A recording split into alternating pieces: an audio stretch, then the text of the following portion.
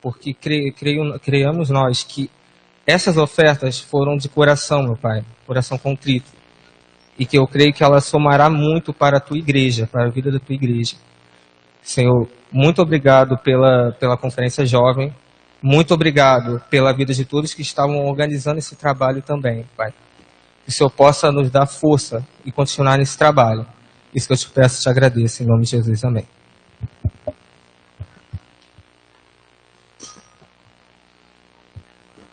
Então, irmãos, neste momento vamos dar início ao momento de pregação da palavra de Deus. E eu quero chamar aqui o reverendo Alan Porto. Já agradeço pelo convite, já por essa correria aí. Vai ser bênção com certeza. Então, vou rapidamente falar do Alan Porto. O Alan Porto é ministro presbiteriano, pastor auxiliar na Igreja Presbiteriana de São José do Rio Preto, autor do site A Bíblia, o Jornal e a Caneta, e organizador dos cursos sobre Francis Schaeffer. Ele é mestre em Teologia Filosófica pelo Centro Presbiteriano de Pós-Graduação Andrew Jumper. Então é um prazer. E tem um site também, alenporto.com, com 2 L's, né? E eu vou chamar o pastor Denis, está aí? Presbítero Jorge, só pode vir por aqui para poder orar pelo preletor, por favor? Já agradeço, já. Vai ser bênção.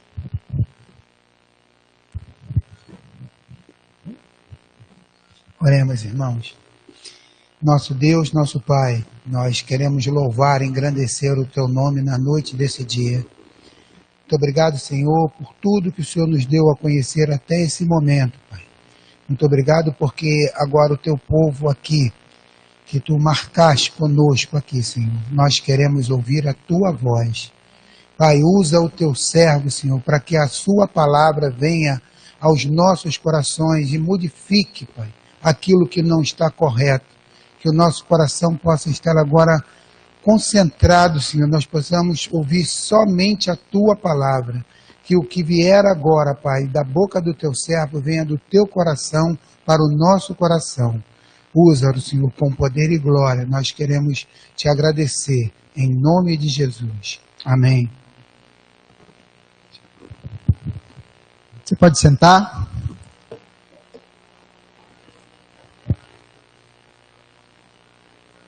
Deixa eu falar da minha alegria em estar aqui. Rever o João Paulo, que foi meu aluno lá no Jumper. Eu não sou professor residente do Jumper, mas às vezes dou um módulo ou outro por lá.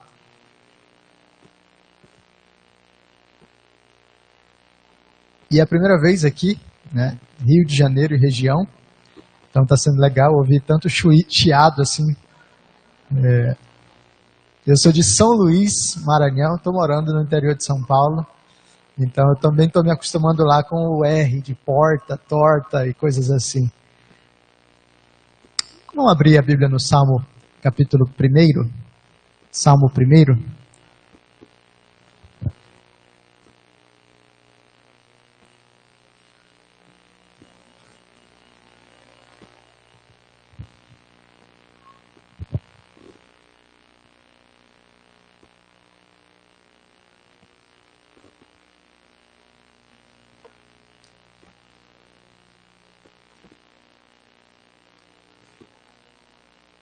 Salmo 1 diz assim: Bem-aventurado o homem que não anda no conselho dos ímpios, não se detém no caminho dos pecadores, nem se assenta na roda dos escarnecedores. Antes, o seu prazer está na lei do Senhor, e na sua lei medita de dia e de noite. Ele é como árvore plantada junto à corrente de águas, que no devido tempo dá o seu fruto, e cuja folhagem não murcha, e tudo quanto ele faz será bem sucedido. Os ímpios não são assim, são porém como a palha que o vento dispersa. Por isso, os perversos não prevalecerão no juízo, nem os pecadores na congregação dos justos.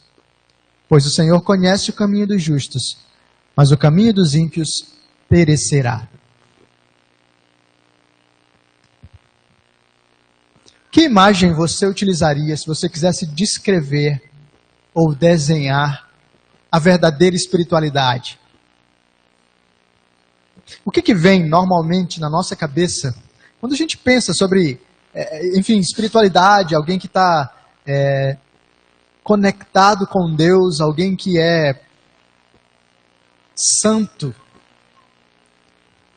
Muitas vezes a nossa visão de alguém espiritual é uma visão bastante desconectada da realidade. Talvez no melhor estilo dos quadros do período da Idade Média, em que os pintores tinham restrição profunda para pintar o homem com a sua humanidade, e assim eles pintavam apenas temas sagrados, e quando iam retratar os homens, que eram santos, porque eram as únicas pessoas interessantes, eles retratavam um halo em torno da cabeça, aquele brilho, para descrever um tipo de espiritualidade especial. A gente pensa nas pessoas mais espirituais ou nas pessoas mais santas como essas que talvez nem pisem exatamente o chão. Elas têm um tipo diferente de conexão com Deus, uma conexão banda larga ou fibra ótica, um negócio que vai mais rapidamente do que o resto do povo. Mas é interessante que quando o salmista decide providenciar uma imagem do que é uma vida plena na presença de Deus, a imagem é uma imagem bastante comum, mas profundamente bela. Quem é o homem que desfruta de uma vida plena com Deus? É um homem semelhante a uma árvore. Uma árvore bela, firme, uma árvore plantada junto à corrente de águas. Uma árvore que dá seu fruto no tempo certo. Uma árvore cuja folhagem não murcha jamais. No meio das imagens mais mundanas, no sentido de coisas mais banais do mundo, nenhuma auréola, nenhum brilho, nenhum glamour, você tem Deus pontuando aspectos do que Ele quer que eu e você percebamos. Existe uma beleza simples, mas extremamente profunda na verdadeira espiritualidade. Agora, eu e você temos que concordar que muitas vezes a nossa experiência comum, ou pelo menos a nossa sensação, é de que nós não somos um tipo de árvore viçosa, mas pelo contrário, nós somos uma planta murcha.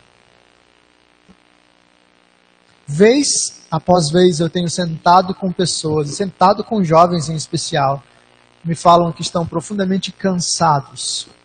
Alguns perguntam, o que eu faço se eu já não tenho mais vontade de ler a Bíblia e de orar? Outros falam, eu estou precisando me deixar a igreja. Outros nem falam nada, porque já estão completamente entregues à apatia.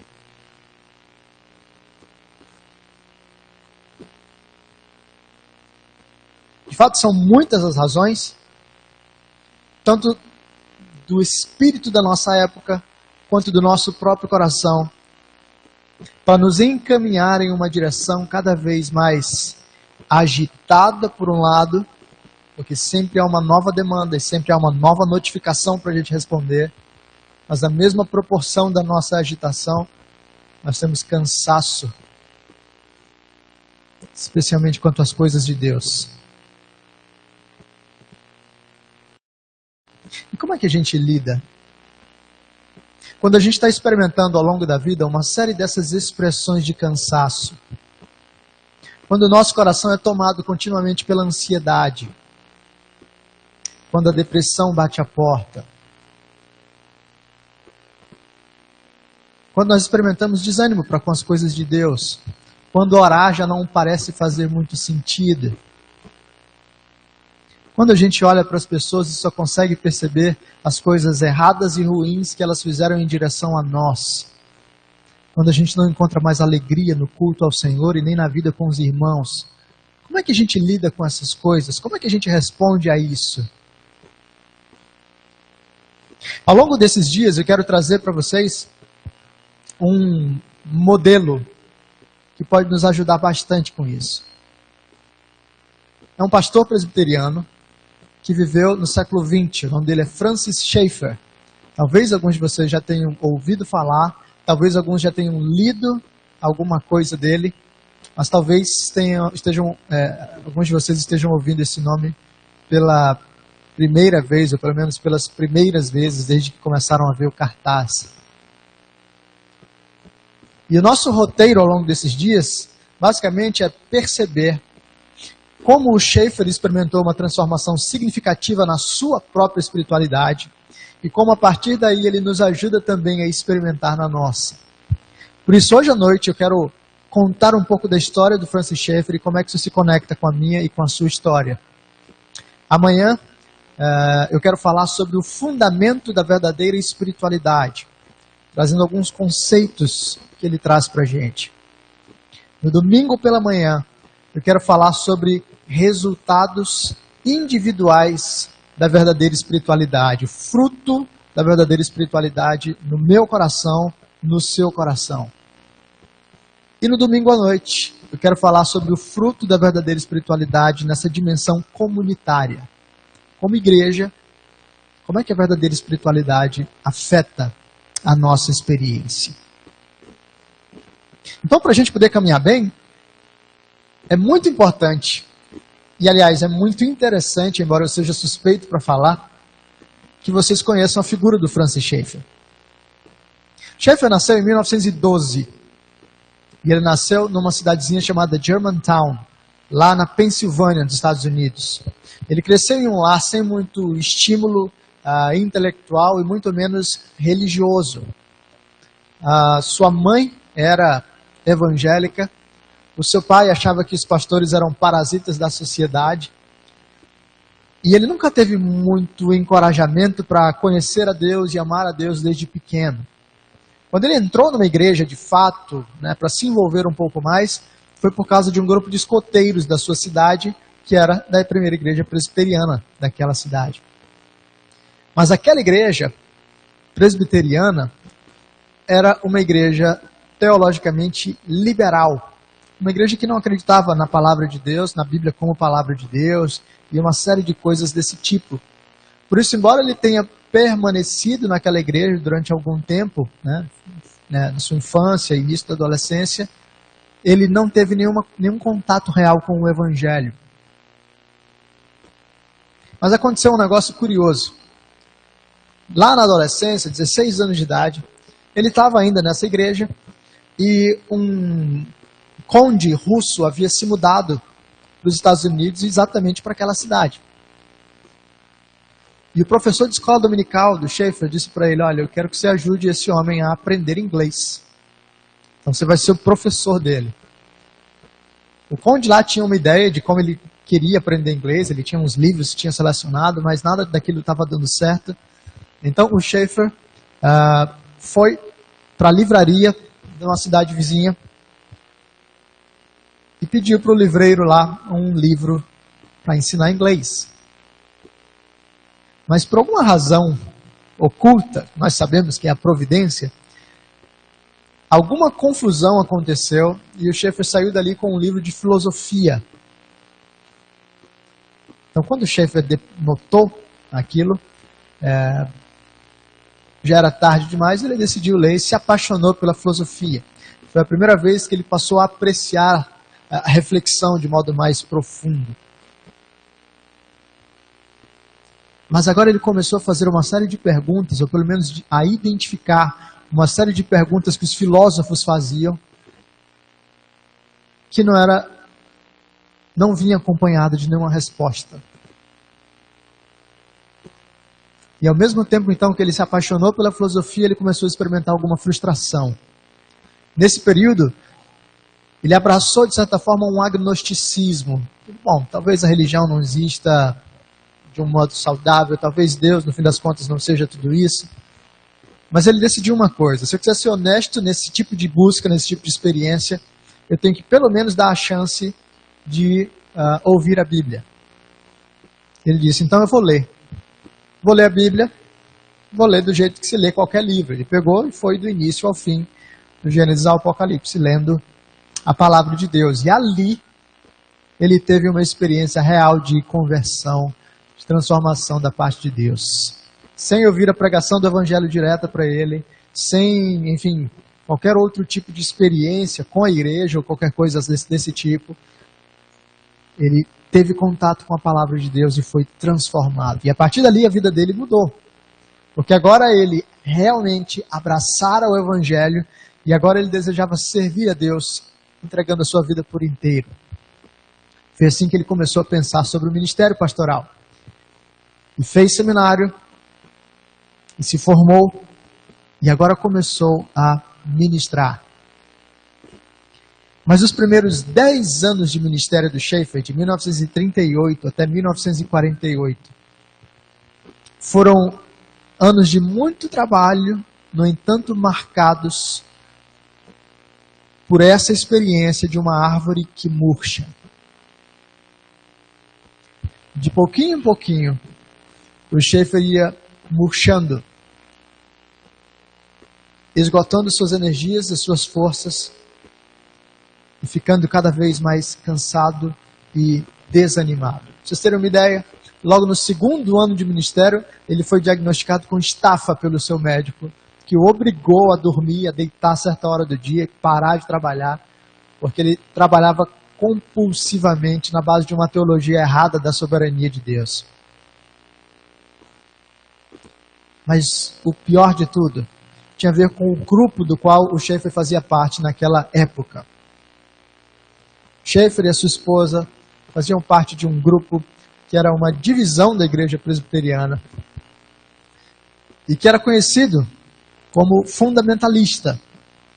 Não no sentido que as pessoas falam hoje quase do fundamentalismo só como uma ofensa, mas fundamentalista no sentido de abraçar algumas doutrinas fundamentais em contraposição ao liberalismo teológico. Só que aquele grupo começou a caminhar na direção de um fundamentalismo caricato. Aquele grupo começou a focalizar mais em usos e costumes do que em teologia propriamente. E agora passou a ser pecado ler a Bíblia, passou a ser pecado beber, fumar, dançar, tudo o que não fosse diretamente extraído da Bíblia. A postura do Schaeffer era uma postura de agressividade, extremamente combativo, condenando a tudo e a todos em nome da sã doutrina. Mas o que ele não percebia era que a sã doutrina demandava dele algo mais do que simplesmente falar a verdade. Em 1948, o Schaeffer aceitou o convite da Junta de Missões para ir para a Europa e se tornar missionário. E esse é o período pós-guerra, né? Pós-Segunda Guerra Mundial. A Europa está se reconstruindo. O Schaeffer aceitou o desafio e foi para lá.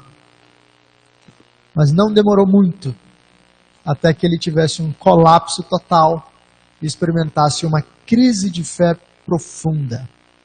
Em 1950, 1951, o Schaeffer experimentou essa crise de fé que o fez repensar, revisar, questionar tudo aquilo que ele havia ensinado e pregado pelos 10 anos anteriores, ou até mesmo aquilo que ele havia crido pelas décadas anteriores. Ele disse para sua esposa: eu preciso voltar ao meu agnosticismo, eu preciso questionar tudo, eu preciso revisar todas as coisas para saber se isso é realmente verdade. O Schaeffer conta isso no seu livro A Verdadeira Espiritualidade. E ele diz que essa crise aconteceu fundamentalmente porque ele se deparou com o que ele chamou de o problema da realidade. E qual é o problema da realidade para o Schaeffer? Ele começou a perceber as Escrituras e a comparar aquilo que as Escrituras diziam com a sua própria experiência. As Escrituras falavam de beleza, de amor e de graça, e a experiência dele era uma experiência de rancor, de agressividade, de sectarismo. Ele percebia que o seu próprio coração não manifestava alguns frutos que a Escritura demonstrava. E esse contraste profundo entre o que a Bíblia diz e aquilo que ele experimenta começam a criar fissuras no coração. Ele diz, o problema não era só eu. Eu comecei a perceber que o problema da realidade estava presente também no grupo do qual eu fazia parte. Comecei a perceber que as pessoas à minha volta, que a denominação a qual eu fazia parte, tinha esse tom excessivamente agressivo, esse tom excessivamente condenatório sobre as demais pessoas. Eu percebia que havia uma diferença entre o que a Bíblia nos ensinava sobre o que a igreja deve ser e aquilo que nós estávamos experimentando. O resultado dele para toda essa tensão foi questionar, avaliar, duvidar até certo ponto. Foram 2 anos de crise, mas um período agudo foi de 2 meses. E o Schaeffer decidiu parar tudo para revisar. A sua esposa ficou preocupada. Ela sabia que o Schaeffer era suficientemente determinado para, se ao final daquele período ele chegasse à conclusão de que o cristianismo não era verdade, ele ia jogar tudo para o alto. Então, enquanto ele caminhava pelos Alpes suíços, meditando, questionando, ela ficava lá no chalé, orando por ele, para que Deus o guardasse. Quando nevava muito, ele subia e ficava no andar de cima, rodando de um lado para o outro, também meditando, perguntando, lendo, orando. E ela estava lá embaixo orando por ele. E ao final desse período, ele saiu dali com uma percepção nova. Uma das filhas dele conta que quando ele teve o estalo, quando ele percebeu a grande realidade, ele veio correndo para sua família e para suas filhas e disse, vejam o que eu descobri. E agora ele começou a falar sobre a obra de Cristo, com um tipo de empolgação, com um tipo de vida, com um tipo de vigor que ele ainda não tinha experimentado antes. Mas um dos grandes testes viria em seguida, alguns dias depois. Eles viajaram para a Itália. Estavam subindo um dos montes lá na Itália, uma região pobre, e havia apenas uma casinha de um homem muito simples que, vendo-os, o chamou para entrar. E esse homem chamou a família do Schaeffer e, querendo ser extremamente hospitaleiro para eles, pegou tudo que ele tinha ali, uma jarra de vinho, e foi colocando no copo para oferecer para eles. As filhas do Schaeffer olham para eles, nosso pai não bebe, beber é pecado. E agora? E o Schaeffer, agora com um coração diferente, olhou para as filhas, para a família, e disse, a gente tem que beber. E assim eles tomaram aquela taça, aquele copinho de vinho. E o que é um gesto muito simples, foi o significado de uma transformação profunda no coração dele. O que aconteceu como resultado daquilo foi que o Schaeffer e a sua esposa começaram a escrever cartas para todas as pessoas com quem eles haviam brigado anteriormente. Cartas pedindo perdão, reconhecendo o seu modo agressivo de tratar as coisas, reconhecendo os seus erros e buscando algum tipo de reconciliação e de restauração. O Schaeffer se desligou da denominação. Ele agora tinha uma perspectiva diferente. Ele não queria mais caminhar daquele modo, com aquela forma de tratar as pessoas. E o Schaeffer mudou o tipo do seu ministério. Ele agora iniciou um trabalho que ficou conhecido como Comunidade Labri. Nós temos um polo do Labri hoje no Brasil. Hoje o Labri tem polos em vários lugares do mundo. Inglaterra, Holanda, Estados Unidos, Brasil, Austrália, Japão. Mas começou ali, na Suíça. E o Labri funcionava de um jeito muito simples. Era o chalé dos Schaeffers, a casa deles. E eles decidiram, nós vamos acolher as pessoas que Deus mandar para cá. E nós vamos oferecer respostas honestas a perguntas honestas. Começou com os amigos da filha do Schaefer. Ela foi para Lausanne, na Suíça, fazer sua universidade. E alguns amigos dela começaram a fazer perguntas ou demonstrar algumas crises existenciais. E ela dizia, eu acho que meu pai pode ajudar você com isso. E ela começou a levar esses amigos para passar o fim de semana na casa dela. E o Schaefer sentava com eles e conversava sobre filosofia, literatura, política, artes de modo geral. E demonstrava como a visão cristã de mundo produz efeito real sobre o modo como nós vivemos, sobre o nosso coração. E começou de um jovem, outro jovem, e de repente a coisa tomou forma maior, a ponto de eles receberem centenas de pessoas em um único fim de semana, e serem necessários outros chalés à volta para acolher o pessoal. E começaram a ser montada uma equipe de trabalho para ajudar o Schaefer com essa demanda. Mas aquele homem lá retraído, que achava que era errado ver cinema ou dançar, se tornou o homem que passou a acolher pessoas completamente diferentes de si. Ali no Labril ele acolheu homossexuais, ateus, budistas, existencialistas, gente de todo tipo, para ajudar essas pessoas a perceber como é que a graça de Deus faz diferença real na vida humana. Aquele homem que achava que as expressões culturais eram pecaminosas, foi o homem que passou a olhar para a cultura de um jeito diferente, entendendo que a cultura está comunicando alguma coisa para a gente, que a gente precisa ouvir, discernir e responder à luz do Evangelho.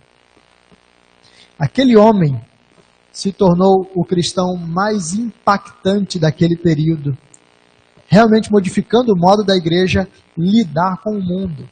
Em termos políticos, ele foi profundamente influente. Em termos de evangelização, ele promoveu uma verdadeira reviravolta. E muitos dos homens que hoje eu e você lemos ou admiramos tiveram alguma influência do Francis Schaeffer. A raiz de tudo que o Schaeffer fez, em termos de apologética, de engajamento cultural, de movimentação dos cristãos na esfera pública, tudo isso teve como centro, como núcleo fundamental, a redescoberta de uma espiritualidade transformada. Schaeffer se tornou um novo homem, o que possibilitou um novo ministério. A descoberta do Schaeffer acerca da verdadeira espiritualidade foi o fator fundamental de transformação para a sua nova experiência. E talvez seja isso o que se conecte mais profundamente comigo e com você. Porque talvez a gente não tenha essa grande resistência com dançar, ir ao cinema. Hoje essas coisas são ridículas para a gente, né? Só a título de curiosidade. O Schaeffer foi dar umas palestras nos Estados Unidos em 1968. E ele foi dar palestras numa universidade cristã. Quando ele chegou lá, naquele ano, estava havendo uma grande polêmica entre os cristãos, especialmente entre os jovens universitários cristãos ali. E a polêmica era a seguinte: será que o jovem cristão pode ir ao cinema para assistir os filmes da Disney? Os filmes da época, os filmes de 1968, que tinha sido lançado, era um filme Herbie, se o meu Fusca falasse. Talvez os mais novos aqui nem façam ideia de que filme é esse, mas ele já passou muito em sessão da tarde. E o Schaeffer chegou ali, falando dos filmes do Ingmar Bergman, do Fellini, filmes muito mais desafiadores do que os filmes da Disney. Talvez você não tenha esse problema. Só lida com essas coisas tranquilamente. Mas talvez, assim como Schaeffer, a sua caminhada seja uma caminhada de desgaste gradativo. Talvez o seu trato o seu modo de lidar com as pessoas seja um modo desnecessariamente agressivo.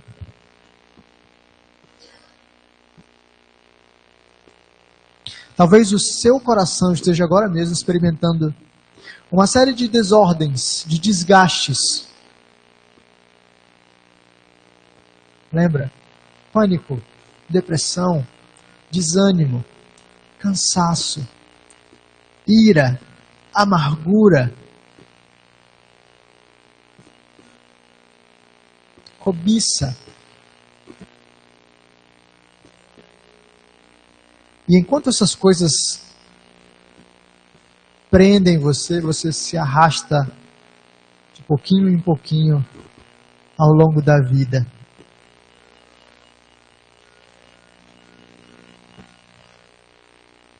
Talvez, como Schaeffer, você precise redescobrir algumas verdades fundamentais. Você precisa revisar alguns elementos importantes, valiosos.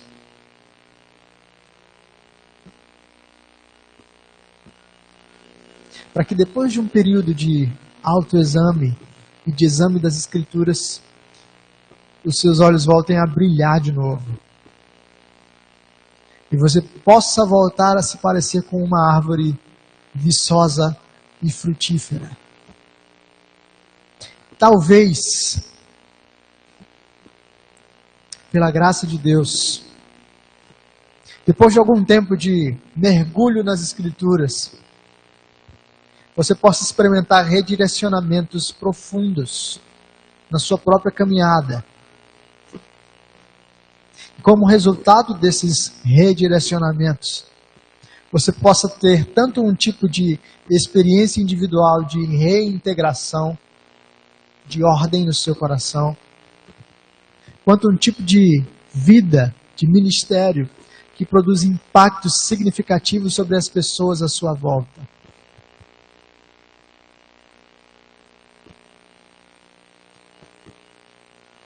Talvez, e certamente esse é o desejo do Senhor para a sua vida, você não precisa ser escravo dos vícios, das dores que hoje atormentam o seu coração. Talvez, com muito pouco, uma mudança de orientação, você possa voltar a experimentar alegria e paz enquanto caminha com o Senhor e caminha com seus irmãos. A verdadeira espiritualidade não é simplesmente um conjunto de ideias abstratas e distantes. Não é algo que está desconectado da sua vida simples no dia a dia. Não é algo reservado para pessoas que oram 3 horas por dia e que sempre falam a paz do Senhor, irmão. A verdadeira espiritualidade são pessoas reais, normais, como eu e como você, aprendendo a dar um passo de cada vez na dependência do Senhor.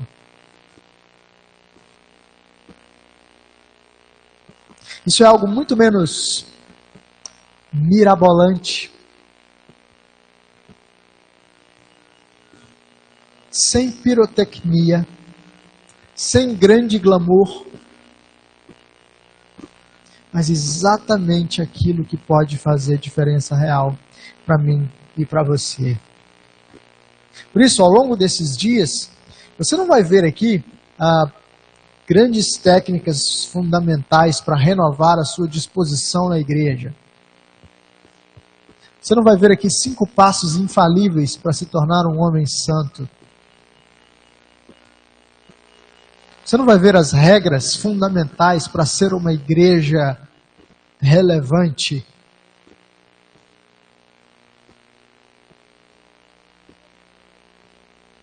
Você vai ter aquelas pequenas coisas que o Schaeffer experimentou, redescobriu, para dar um passo de cada vez em uma direção transformada.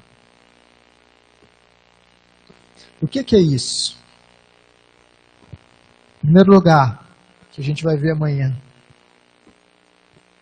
você vai redescobrir o fundamento da verdadeira espiritualidade. Obrigado.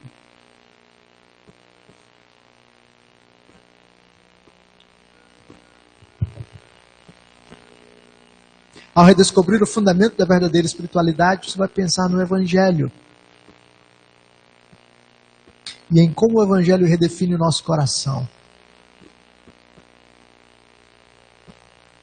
Depois disso, você vai perceber os frutos do Evangelho na sua caminhada individual. Como o Evangelho reorienta a nossa experiência. Como o Evangelho traz paz para corações aflitos. Como o Evangelho traz segurança para corações inseguros. Como o Evangelho traz força para identidades fragmentadas. Como o Evangelho resolve a minha vida. Quando eu fui traído pelo meu namorado, quando eu fui rejeitado pelo meu patrão e demitido, quando eu me vi completamente à mercê de tudo e de todos, sem direcionamento na vida. Como é que o Evangelho reintegra o meu coração e me dá paz? E fundamentalmente, em último aspecto, como é que o Evangelho reorienta a nossa vida em comunidade? Como é que o Evangelho expressa a beleza dos relacionamentos? Saúde, graça, transformação e beleza. O Senhor descreve o homem que anda com Ele, o homem bem-aventurado, o homem pleno da bênção de Deus como uma árvore bela e frutífera. Eu não sei como é que você chega aqui nesses dias. Eu não sei se você se vê como algo parecido com essa árvore. Mas a nossa oração, o nosso desejo, é para que ao final desse período, você tenha essa imagem no seu coração e você possa caminhar um pouquinho mais para isso. A história do Schaefer é a nossa história também. É a história de pessoas cansadas e aflitas que, ao redescobrir o Evangelho, são transformadas por Deus. E o meu desejo é que você experimente isso. Não veja apenas uma história distante, mas tenha a sua conexão direta com essa história, para perceber como, pela irrigação do Evangelho, plantas murchas se transformam em árvores belas. Eu queria abrir para algumas perguntas e respostas. Eu não sei se tem espaço para isso, vocês tinham programado pelo menos 10, não sei, que horas está previsto para encerrar? 9 horas? Então ótimo, então tem 10 minutinhos aí, mas se alguém tiver alguma pergunta, a gente poder explorar isso em uma interação.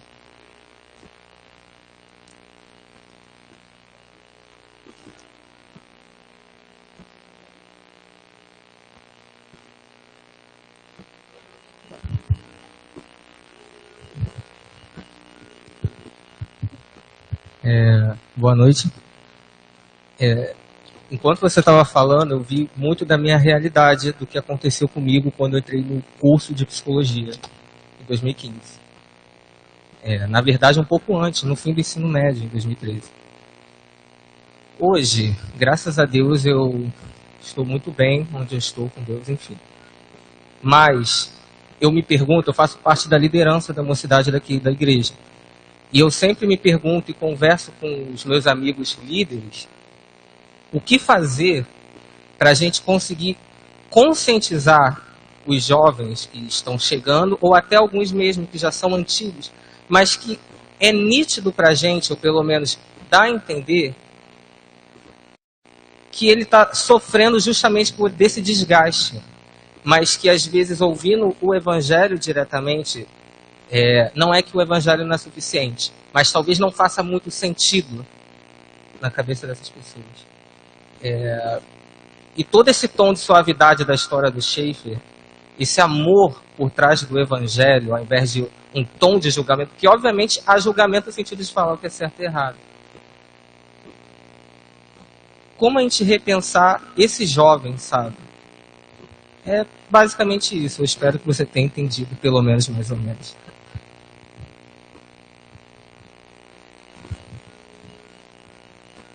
Uma das chaves fundamentais para isso é realmente a experiência de vida em comunidade no nível mais intencional. Muitas vezes o que acontece é que nós estamos na igreja, mas o vínculo que a gente tem uns com os outros é um vínculo puramente utilitário, vamos dizer assim. Muitas vezes nós estamos na igreja porque nós congregamos lá, mas eu não tenho vida com os meus irmãos. Quando eu às vezes percebo o erro do outro, eu não quero incomodá-lo, eu fico com medo de como ele vai responder. E eu penso que se eu tiver algum problema em algum dia, eu não quero que alguém chegue para mim apontando o dedo e me dizendo o que eu estou fazendo de errado. Então existe uma série de aspectos aí que a gente utiliza para justificar a nossa própria inércia nesse ponto. O que a gente precisa fazer? E esse é o material do último dia, né? Mas é isso. Nós precisamos intencionalmente resgatar essa dinâmica de vida em comunidade. Nós compramos muito da narrativa do nosso tempo, que nos fala que nós somos senhores de nós. E que no fim das contas, essa individualidade tem que ser respeitada e preservada como valor máximo. O problema é que nós somos o povo da aliança, né? O problema é que nós somos o corpo de Cristo. Então existem vínculos muito mais profundos do que a gente imagina na nossa relação uns com os outros que a gente deveria perceber. E nesse nível de profundidade de vínculos, eu agora me vejo responsável, ou pelo menos caminhando junto com meu irmão. Isso significa que eu vou me aproximar dele intencionalmente. Isso vai acontecer de duas formas. A primeira é viver juntos intencionalmente, vai providenciar um ambiente saturado do Evangelho, para que os meus irmãos, para que as pessoas à minha volta possam perceber o que é essa árvore frutífera. Porque muitas vezes, alguns de nós vão caminhando nessa direção de murchar, porque não tem uma referência real. Muitas vezes a Bíblia já ficou em segundo plano, e não tem uma referência real em termos de comunidade do que é vida com Deus, do que é amor pelo Senhor, do que é devoção real. Se nós conseguimos formar comunidades centradas no Evangelho, se nós conseguimos ser intencionais nos nossos relacionamentos quanto a isso, essa é uma das formas de ajudar as pessoas a ter essas fichas caindo. Vocês ainda entendem essa figura da ficha caindo? Coisa velha, né? Eu já...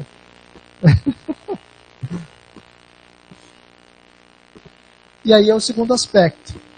Eu não apenas providencio um ambiente para que as pessoas percebam isso, mas quando eu vejo que meu irmão está caindo, eu vou até ele e digo: meu irmão, eu amo você, mas eu preciso te falar que você não está do jeito certo. Não precisa assumir o tom de juiz,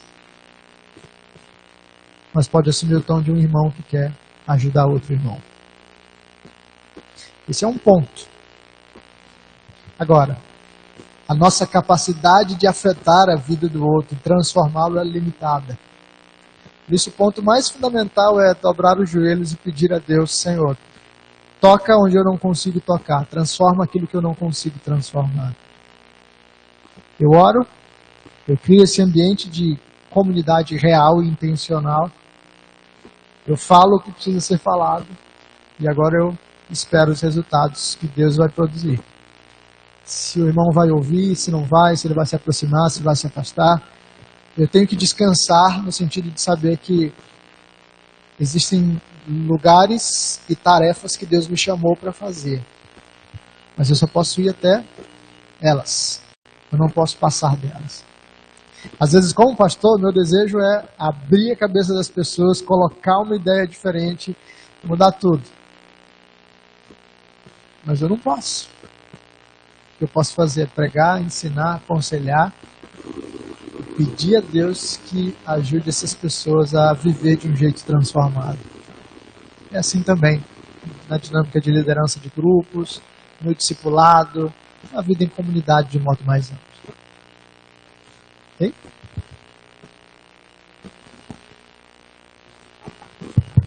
Alguém tem uma última pergunta para a gente finalizar?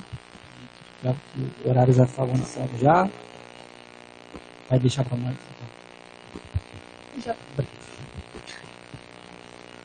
Então, a pergunta do Ronei ela é muito concernente à questão da comunicação entre o ambiente eclesiástico, no caso dentro da igreja.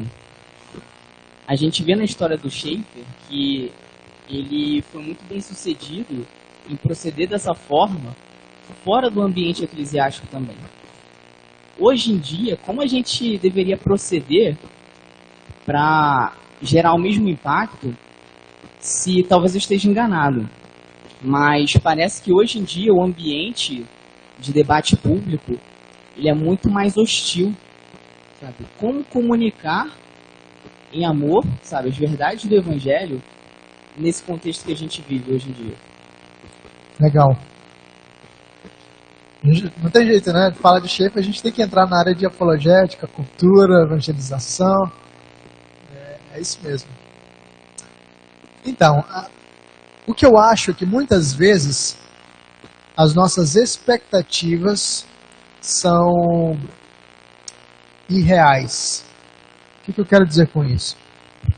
A gente olha o Schaeffer pregando ou falando na Universidade de Oxford para cristãos e ateus, ou pregando em Harvard, como fez.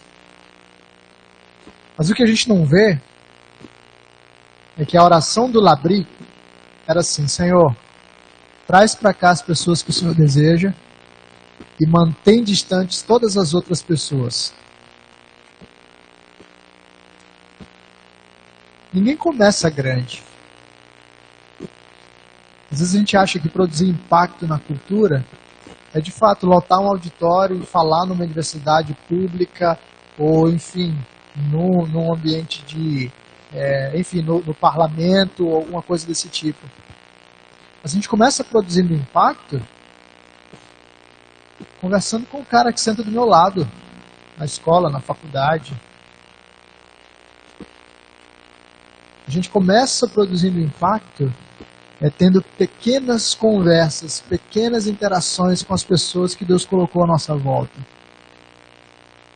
A cultura é hostil. E parece-me cada vez mais hostil, sim.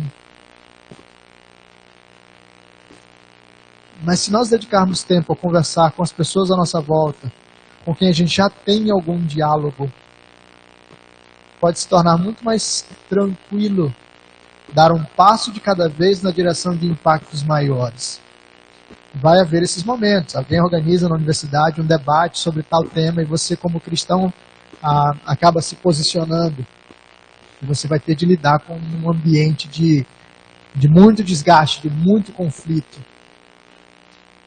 Mas a vida, de modo geral, não caminha nesses momentos. Ela caminha nos pequenos momentos em que a gente tem que brilhar a luz do Evangelho na conversa com um amigo que foi rejeitado pela namorada e agora acha que ele é a pior pessoa do mundo.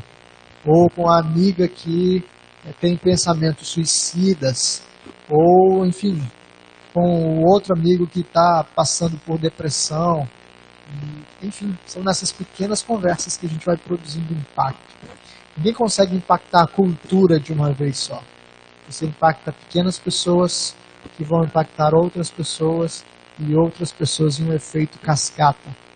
Então, o que eu acho é que muitas vezes o nosso modelo mental de impacto é um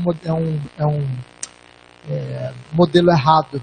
A gente quer impactar massas e a gente deveria focalizar em pequenos passos dessa caminhada mais simples, que pode ser bem mais proveitosa para a gente. Obrigado.